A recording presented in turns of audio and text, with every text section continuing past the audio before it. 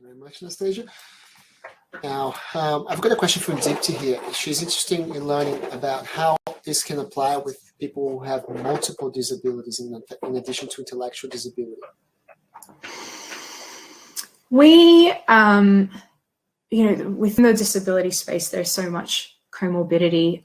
So we had a number of children who presented with a number of neurodevelopmental disabilities. So we had autism, ADHD, with the most common ones, Down syndrome as well.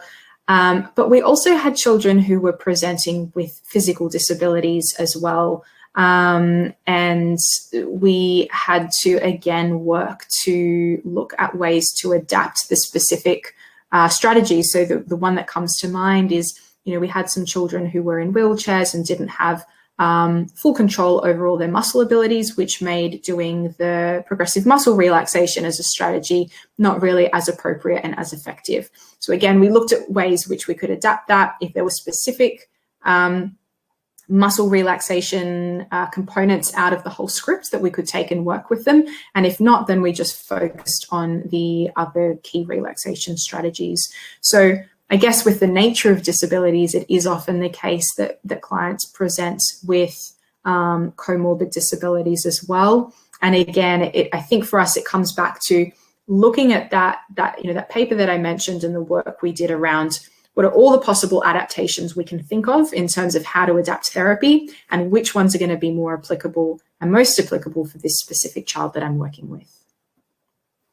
Thank you, Anastasia. While we're talking about populations, Jen is also asking, can the Feel As Me program be used for other mood disorders such as depression? We haven't evaluated it for depression, but again, the concepts of cognitive behavior therapy and the ways we've tried to break down the specific cognitive components, I believe, would be applicable for working with children who also have a disability and depression. Most of the examples that we provide on the website are sort of anxiety tailored, but certainly could be used to help a child develop the skills of being able to identify, link thoughts to feelings, and then start to challenge thoughts. So I believe those examples, while they do have more of an anxiety focus, would still serve the function of being able to develop the skills themselves. Thank you. Lonnie is asking, with the Feel As Me program, can anyone working in the field of mental health, disability, children and families use it in work with clients, or would you need training, registration or membership to be able to use the program?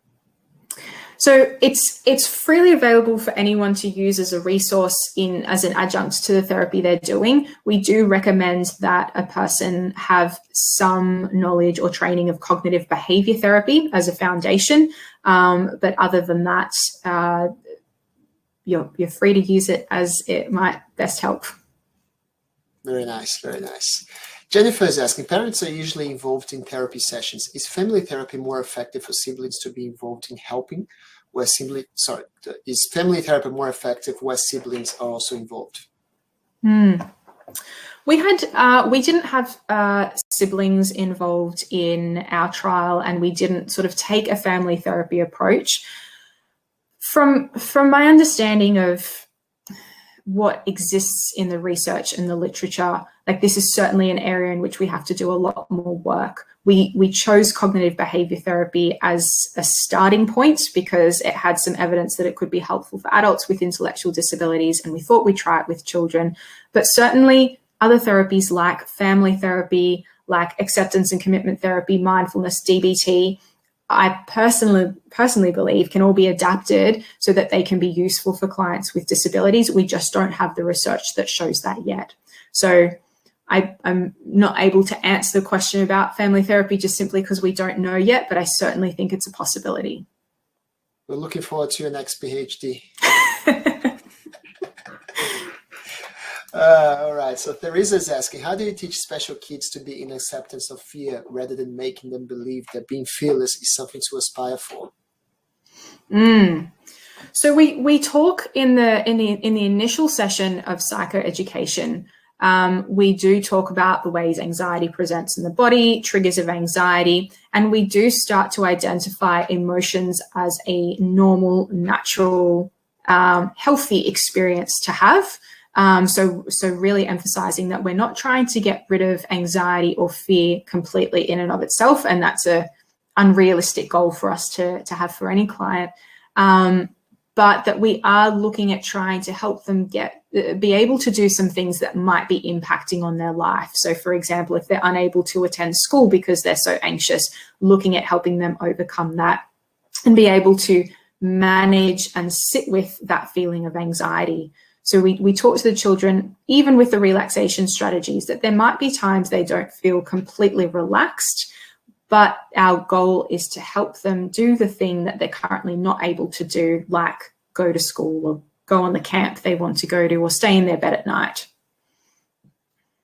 Fantastic. Shirley is asking, in your research, did you find that this approach work well with the children that are being impaired by fetal alcohol syndrome? It was a smaller sample that had fetal alcohol syndrome in our research. So we didn't specifically compare the results of children with fetal alcohol syndrome to any other type of intellectual disability. But certainly we found that they were part of the sample, and the sample overall was able to benefit from the therapy program. Wonderful. All right, this is great. We're running out of questions now, but I wanted to ask, do you have any additional recommendations in relation to further reads? I mean, obviously you've already mentioned several programs here, which we shared links to, but what are other ways that people can, number one, stay in touch with what's happening, researching this area? And number two, do you recommend any books or any other sort of media or training programs that cover this topic more in depth? Yeah, I also recommend a group that operates out of UNSW. They're called 3DN. They do a lot of work around working with adults who have intellectual disabilities, more specifically, I believe. They have looked at various training programs for clinicians and service providers as well. They do a lot of great research, and some great work has come out of their team there. So I would definitely recommend them. There's a team at Westmead Children's Hospital as well that's done more of the work that focuses on autism. And then we have our team at UTS that continues to do research in working with clients with intellectual disabilities, and more specifically children with intellectual disabilities. Some of the group at UTS have also done work that looks into trying to assist carers and the stress, how to help manage stress for carers who have children who have neurodevelopmental disorders, and mindfulness interventions for them. So one of my colleagues there looked at developing an online mindfulness intervention specifically for carers to help reduce stress.